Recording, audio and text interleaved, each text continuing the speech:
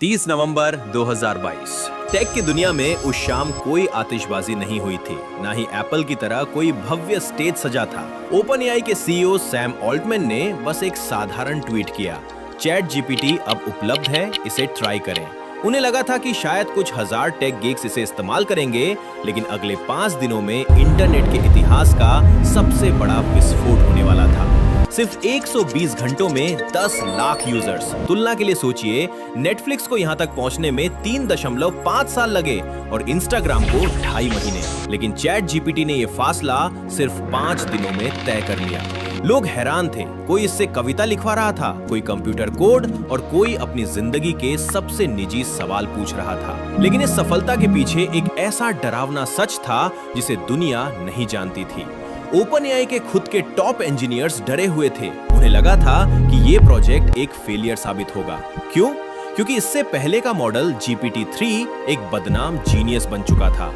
आज हम इस डिजिटल दिमाग की परतों को खोलेंगे और समझेंगे कि कैसे धूल फाकती एक थ्योरी ने दुनिया की सबसे ताकतवर मशीन को जन्म दिया। मशीनों को सिखाना हमेशा से एक चुनौती रही है। 1950 के दशक से हम एआई का सपना देख रहे थे, लेकिन असली दिक्कत ये थी कि कंप्यूटर्स टेक्स्ट को कैलकुलेट तो कर सकते थे, पर उसे महसूस नहीं कर सकते थे। सोचिए, एक ऐसा इंसान जो डिक्शनरी के सारे शब्द रट चुका है, लेकिन उसे ये नहीं पता कि माँ शब्द के पीछे की भावना क्या है।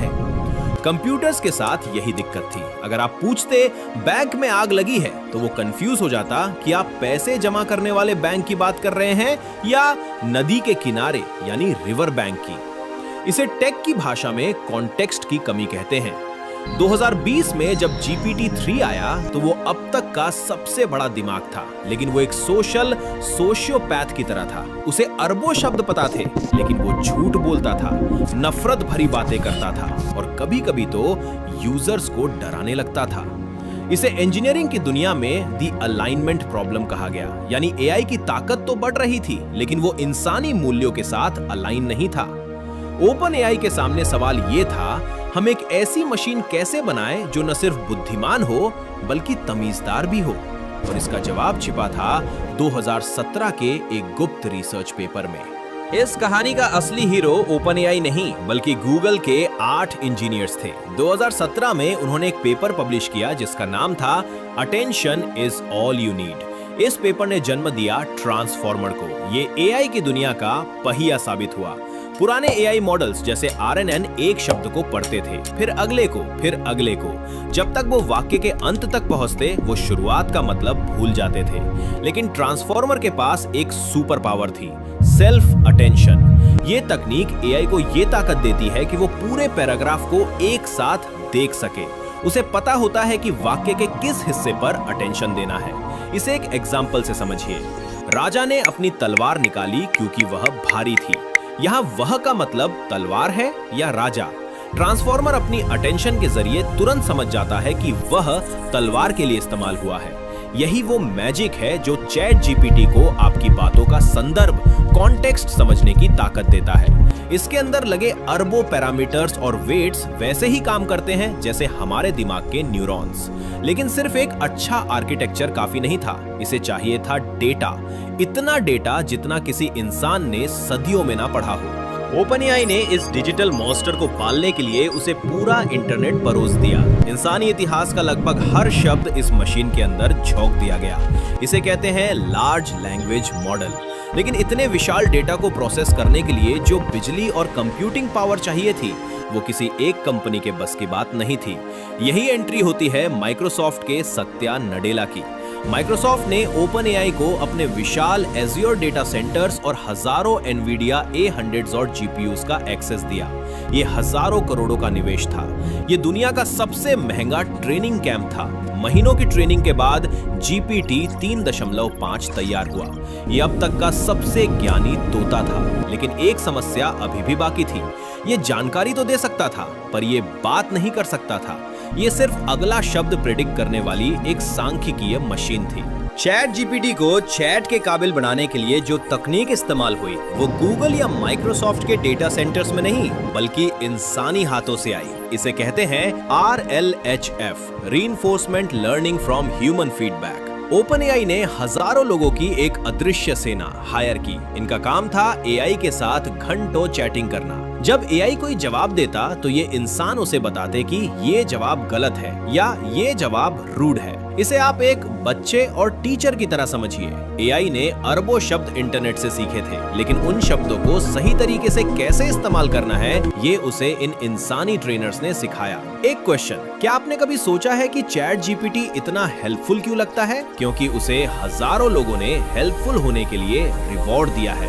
यही वो सीक्रेट सॉस था जिसने इंस्ट्रक्ट जीपीटी को जन्म दिया और फिर दुनिया के सामने आया वो वर्जन जिसे हम आज चैट जीपीटी के नाम से जानते हैं। जब आप प्रॉम्प्ट बॉक्स में टाइप करते हैं एक कविता लिखो तो अगले 0.3 सेकंड्स में क्या होता है? सबसे पहले आपका टेक्स्ट छोटे छोटे टुकड़ों में टूटता है जिन्हें टोकन्स कहते हैं। ये टोकन्स फिर वेक्टर्स नंबर्स की एक लिस्ट में बदल जाते हैं। ये नंबर्स ट्रांसफॉर्मर की हजारों परतों लेयर से गुजरते हैं। वहाँ AI ये नहीं सोचता कि कविता क्या होती है, बल्कि वो प्रोबेबिलिटी कैलकुलेट करता है कि अगर पहला शब्द चांद है तो अगला शब्द खूबसूरत होने की कितनी संभावना है। लेकिन यहाँ एक खतरा हमेशा रहता है, हेलुसिनेशंस। चूंकि ये मशीन सिर्फ अगला शब्द गेस कर रही है, इसलिए कभी कभी ये पूरी तरह से गलत लेकिन दिखने में सच लगने वाला जवाब दे देती है। ये एक ऐसी बीमारी है जिसका इलाज साइंस आज भी ढूंढ रही है। चैट जीपीटी का सफर 3.5 पर नहीं रुका। मार्च 2023 में आया GPT 4। ये 3.5 से 10 गुना ज्यादा स्मार्ट था। इसने दुनिया के सबसे कठिन मेडिकल और लॉ एग्जाम्स को टॉप किया। फिर आया GPT 4o।